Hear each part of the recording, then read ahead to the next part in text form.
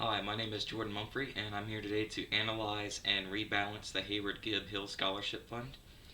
To start off, I was given the 18 stocks in the portfolio with only the quantity of shares for each stock.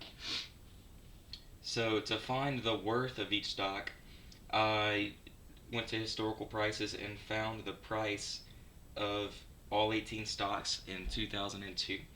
I then multiplied the price of each stock by the number of shares to get the worth and weight of each stock in the 18 stocks of the portfolio.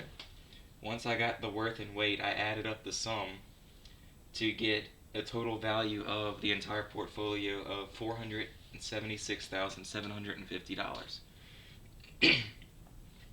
And in 2015, I also took the price of each stock and multiplied it by the quantity of shares for each stock and added up each worth from each stock to get the total value of $826,731.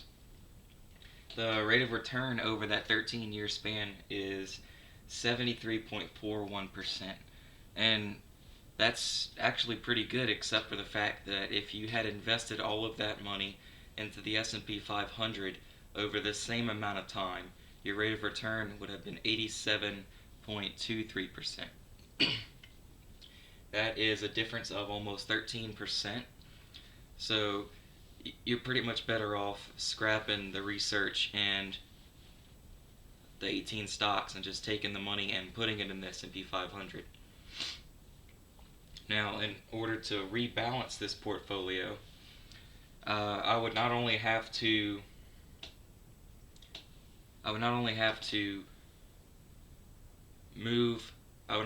beat the 73.41% rate of return for the original portfolio, but I would also have to beat the S&P 500's rate of return of 87.23% to make it even worth using the portfolio to start with.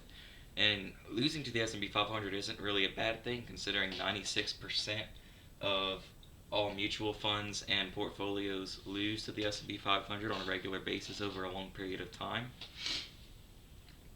So beating the S&P 500 is very rare and difficult to do.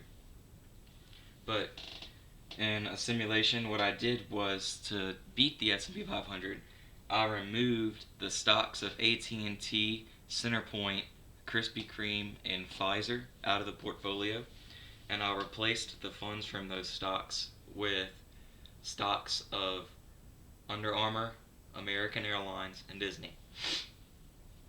Now, I picked these stocks because they all have a rate of return greater than 100% over the 13-year period, and also each one of them is capturing market share in their respective industry. People are starting to fly a lot more, so I figured American Airlines, one of the top airline companies, should be in this portfolio.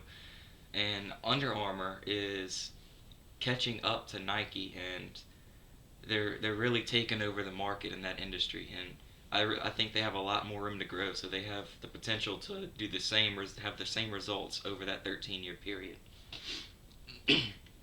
Now, when you add in those three stocks, over the 13-year period, the rate of return jumps from 73.41% all the way up to 100.54%.